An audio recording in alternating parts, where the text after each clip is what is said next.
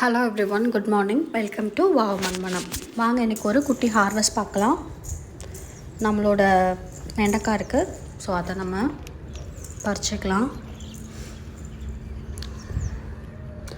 So வெண்டைக்காய் இப்போல்லாம் நிறையாவே நமக்கு கிடைக்கிது. ஒரு செடியிலையுமே எத்தனை காய் முளைக்க முடியுமோ அத்தனை காய் நமக்கு கிடைக்கிது. ஸோ வெண்டைக்காய் ஸ்பெசிஃபிக்காக பார்த்திங்கன்னா எத்தனை கிளைகள் இருக்கோ அத்தனை அளவுக்கு நமக்கு காய்கள் அதிகமாக கிடைக்கும். கிளைக்கு தான் பூ வருது. ஸோ அதனால் கிளைகள் அதிகமாக இருக்கிற மாதிரி பார்த்துக்கணும். வெண்டைக்காய் பார்த்திங்கன்னா ப்ரூனிங் பண்ணுறப்போ லாஸ்ட்டாக காஞ்சிருக்கிறத மட்டும் ப்ரூனிங் பண்ணால் போதும்.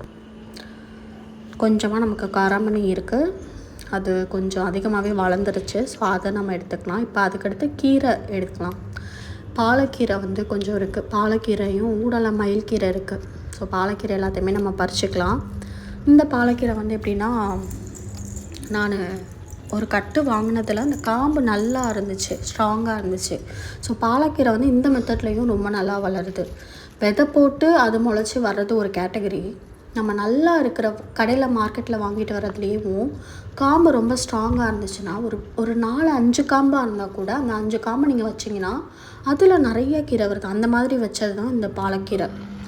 ஸோ இது நல்லா ஒரு மெத்தட் பாலக்கீரை வளர்க்குறதுக்கு. இப்போது ஸ்ட்ராங்கான காம்பு கிடச்சிச்சின்னா நீங்கள் பாலக்கீரையை இந்த மாதிரி நீங்கள் நட்டு வச்சிங்கன்னா அது தானாக வேர் பிடிச்சி வளர்ந்துடுது, நல்லா வளருது. ஸோ அதை நீங்களும் ட்ரை பண்ணி பாருங்கள். மற்றதெல்லாமே விதை போட்டது தான். ஸோ இது கொஞ்சம் அரைக்கீரை மாதிரி இருக்குது பார்க்குறதுக்கு. ஸோ அது நல்லா ஃப்ரெஷ்ஷாக இருக்குது பார்க்குறதுக்கேவும். அது இப்போ என்னென்னா, இது எல்லாத்தையுமே எடுத்துகிட்டு நம்ம மிக்சடாக ஒரு கடையில் மாதிரி கடைஞ்சிடலான்னு பார்க்குறோம். கொஞ்சம் பாலக்கீரை, கொஞ்சம் அரைக்கீரை, கொஞ்சம் தண்டுக்கீரை இருக்குது, மயில்கீரை அங்கங்கே முளைச்சிருக்கு. ஸோ அதனால் அது எல்லாத்தையுமே நம்ம எடுத்துக்கலாம். ஸோ இப்போயும் நான் என்ன பண்ணுறேன், கொஞ்சம் கொஞ்சம் தான், ஃபுல்லாக வேரோடு எடுக்காமல் அடுத்து மறுபடியும் வளர்கிறதுக்காக விட்டு வைக்கிறேன். ஏன்னா இப்போ அப்பப்போ மழையாக இருக்கா, ஸோ நம்ம தனியாக விதை போட்டாலும் வேஸ்ட் ஆகிடுது. விதை அந்தளவுக்கு முளைச்சி வர மாட்டேங்குது.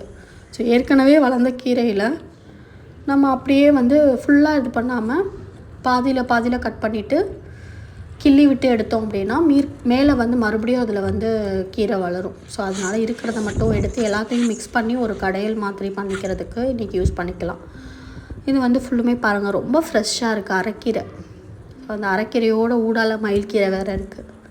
ஸோ எல்லாத்தையுமே நம்ம எடுத்துக்கலாம். எல்லாமே கடையிறதுக்குள்ள கீரை தான். கடைஞ்சால் ரொம்பவே நல்லாயிருக்கும். பருப்பு போட்டு கடைஞ்சால் ரொம்ப நல்லாயிருக்கும். ஸோ அது எல்லாத்தையுமே நம்ம கட் பண்ணிக்கலாம். ஸோ அது எல்லாத்தையுமே நான் கத்திரிக்கோல் வச்சு கட் பண்ணிட்டேன். ஸோ இவ்வளோ இருக்குது அதில்.